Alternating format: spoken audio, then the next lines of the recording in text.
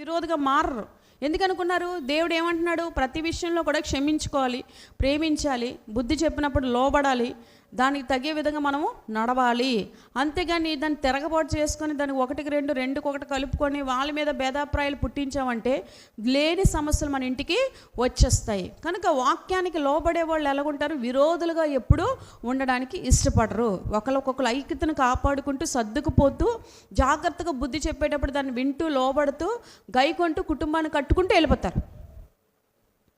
లేదు విరోధమైన జీవితమే కావాలనుకుంటే పగలు కక్షలు, భేదాలు, మితములు ఇవన్నీ కూడా వచ్చేస్తాయి. అందుకే ఇక్కడ దావీదు ఏమంటున్నాడనంటే, నీ వాక్యమును గురించి నాకు ఆసక్తి భక్షించుచున్నది.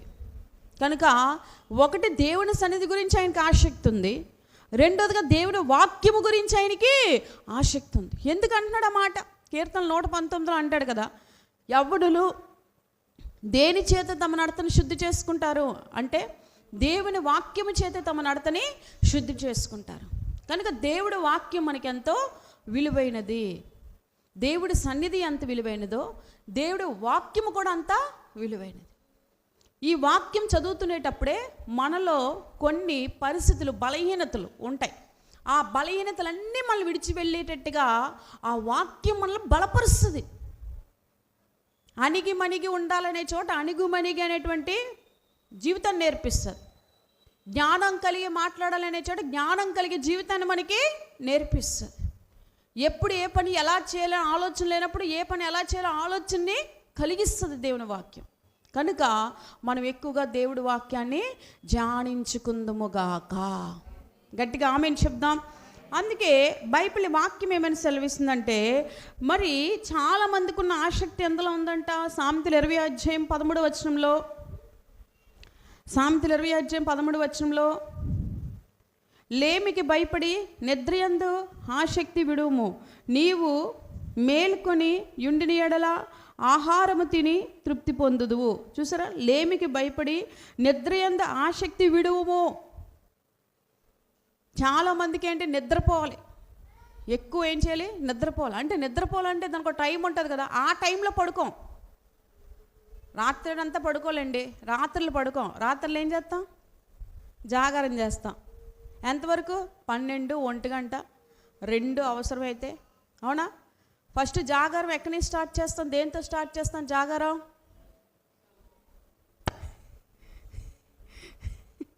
దేంతో స్టార్ట్ చేస్తాం జాగారం? పడుకున్నప్పుడు ప్రశాంతంగా టీవీ ఆన్ చేసి చూసుకోకుండా చేతిలో ఉన్న సెల్లతో స్టార్ట్ చేస్తాం. అదొక టీవీ, మినీ టీవీ మనకి. అవునా?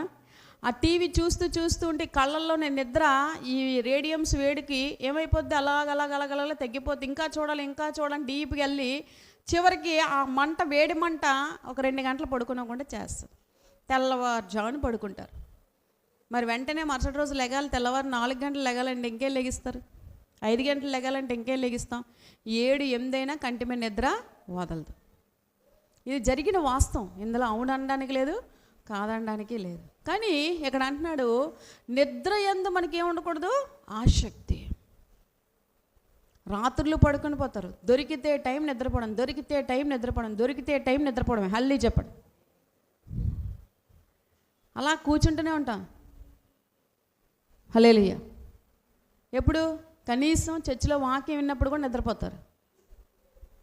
ఆ ప్రశాంతంగా అక్కడే ఉంటుంది కదా. ఇంటికాడంటే బుర్రలో 100 ఆలోచనలు నిద్ర పట్టదు. చర్చిలో నిద్రపోతారు. దేవుని స్తోత్రం చెప్పండి. బలమైన భక్తులు వీళ్ళందరూ.